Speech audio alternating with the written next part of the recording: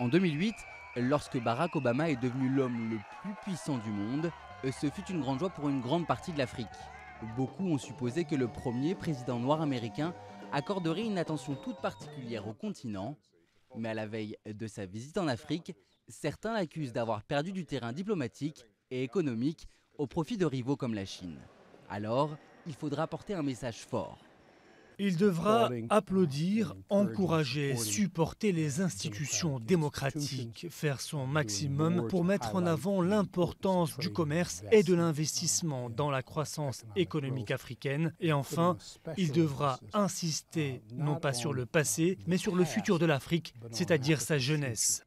Obama se rendra au Sénégal, en Afrique du Sud et en Tanzanie. 3 destinations choisies notamment pour leur engagement envers la démocratie.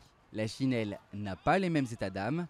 En 2009, elle a dépassé les États-Unis et est ainsi devenue le premier partenaire commercial du continent africain en y investissant tous azimuts. Les opposants d'Obama pensent qu'il a raté une opportunité en or, alors que certaines des économies les plus dynamiques au monde se trouvent en Afrique.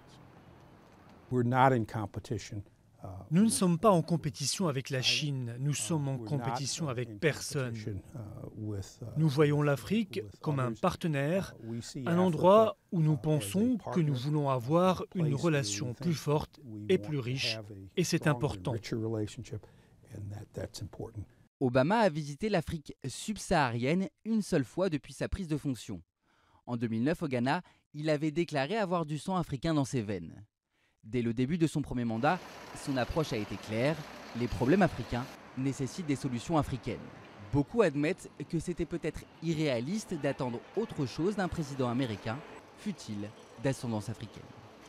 Très bien que les gens puissent voir en Obama un symbole, disons, d'un noir qui a réussi. Le rêve américain, c'est un peu ça. Il faut qu'il y ait aussi un rêve africain, qu'il faut que des hommes soient forts et qui portent leur dignité en avant, et plutôt que de ne pas être indépendants. Certains sont néanmoins d'ores et déjà déçus par cette tournée en Afrique, les Kenyans. Barack Obama n'a pas souhaité aller au Kenya, pourtant la terre de ses ancêtres. La mise en accusation du président kényan Uhuru Kenyatta pour crime contre l'humanité a rendu le déplacement impossible.